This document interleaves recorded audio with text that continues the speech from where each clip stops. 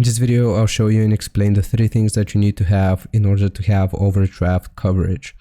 So the first thing that you need to have is an activated Cash App card. If you don't have one, you can click on this button here, the second button at the bottom, and we're just gonna click on get your free card. Choose your card here if you don't have one, like I said, and order it.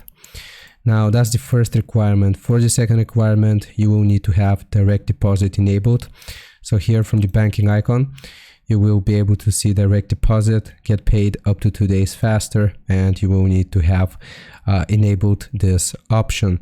And the last and third requirement here in order to have overdraft coverage is a direct deposit of $300 or more every single month in paychecks.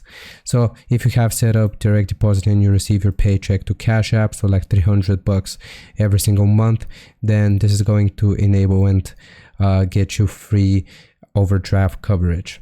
I hope this helps. Leave a like and sub, and I'll see you next time.